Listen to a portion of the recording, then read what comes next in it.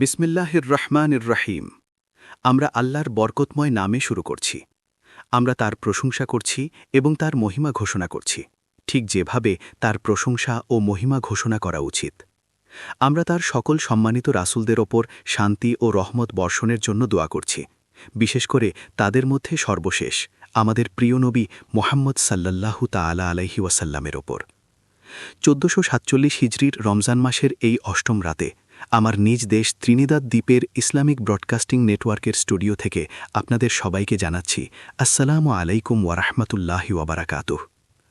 অনেক অনেক বছর আগের কথা, 50, 60 বা 70 বছর আগে, যখন আমি মিশরের কায়রোতে আল আজহার বিশ্ববিদ্যালয়ের একজন ছাত্র ছিলাম, তখন আমি দেখেছিলাম যে মিশরীয়রা রমজান মাসে একে অপরকে রমাদান কারিম বলে শুভেচ্ছা জানায়। রমজানে সবাই সবাইকে রমাদান কারিম বলে, আর যখন কেউ আপনাকে রমাদান কারিম বলবে তখন এর উত্তরে বলতে হয় আল্লাহ আকরাম। তাই মিশরীয়দের সেই চমৎকার রীতিতে আমি আপনাদের শুভেচ্ছা জানাচ্ছি রমাদান কারিম। রমজানের এক সপ্তাহ ইতোমধ্যে পার হয়ে গেছে, আর আমরা আল্লাহর শুকরিয়া আদায় করছি।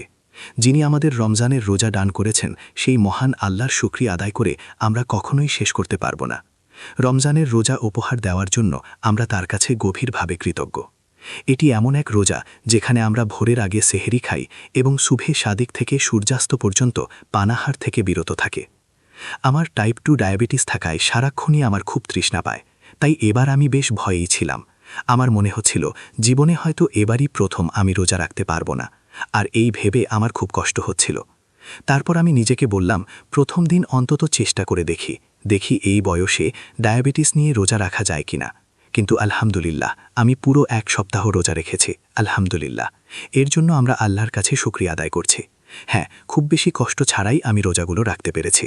এটি এমন এক মাস যে মাসে আল্লাহ শুধু আমাদের রোজাই দেননি, বরং এর চেয়েও গুরুত্বপূর্ণ বিষয় হল রোজা ফরজ হওয়ার অনেক আগে এই মাসেই তিনি আমাদের পবিত্র কোরআন দান করেছেন। কোরআন কি সত্যিই আমাদের দেওয়া হয়েছে? হ্যাঁ, সূরা যুখরুফে আল্লাহ তাআলা বলেছেন, আউযু বিল্লাহি মিনাশ শাইতানির রাজীম পাঠ করার পর, ওয়া ইন্নাহু লাযিকরুল লাকা ওয়া লিকাউমিকা ওয়া সাউফা তুসআলুন। এই আয়াতটি মনে রাখবেন। এই কোরআন আপনাকে একটি উপহার এবং সম্মানস্বরূপ দেওয়া হয়েছে, হে মুহাম্মদ সাল্লাল্লাহু আলাইহি ওয়াসাল্লাম। পাশাপাশি আপনার উম্মতের জন্য এই কোরআন এক বিশাল সম্মান। তবে মনে রাখবেন, একদিন আপনাদের অবশ্যই জিজ্ঞাসা করা হবে যে এই কোরআন নিয়ে আপনারা কি করেছেন। আমরা আগেই বলেছি, রমজান মাসে রোজা রাখার পাশাপাশি সবচেয়ে গুরুত্বপূর্ণ যে কাজটি আমাদের করা উচিত তা হল প্রতিদিন কোরআন তিলাওয়াত করা এবং কোরআন খতম করা, অর্থাৎ এক মাসে পুরো কোরআন পড়া শেষ করা। ছোটবেলায় যদি কেউ আমাকে এই বিষয়টি শিখিয়ে দিত, কিন্তু কেউ কখনো আমাকে এসব শেখায়নি। না, আমাকে সম্পূর্ণ একাই এই বিষয়গুলো শিখতে হয়েছে। কোরআন তিলাওয়াত করার একটি নির্দিষ্ট পদ্ধতি আছে। সূরা কিয়ামাতে আল্লাহ বলেছেন, যখন আমি এই কোরআন তিলাওয়াত করি। খেয়াল করুন, আল্লাহ বলছেন আমি তিলাওয়াত করছি। এটিই কোরআন। আউযু বিল্লাহি মিনাশ শাইতানির রাজীম পাঠ করার পর ফাইযা ক্বরানাহু, অতঃপর আমি যখন তা পাঠ করি।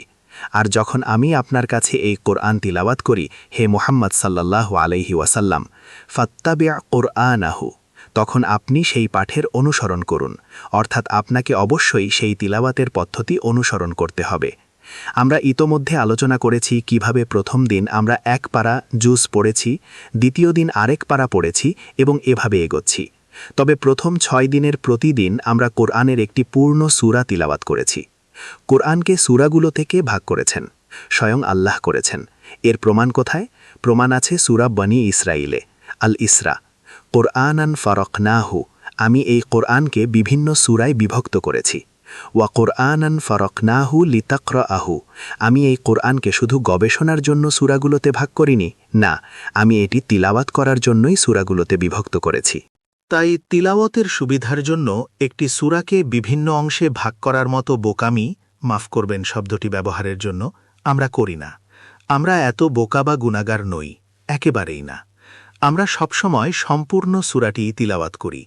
পারার হিসাব মেলাতে গিয়ে সূরার কোনো অংশ ফেলে রাখি না। যারা পথভ্রষ্ট তাদের চেয়ে আমরা আলাদা।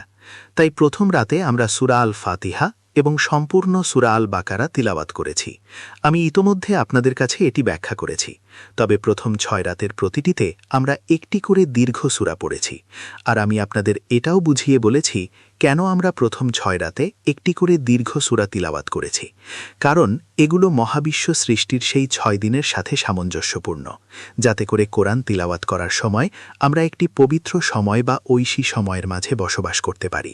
আজকাল সবাই যে কৃত্রিম বা ভুয়া সময়ের মাঝে বেঁচে থাকে, তেমন ভুয়া সময় নয়, বরং আমরা পবিত্র সময়ের সাথে বাঁচি।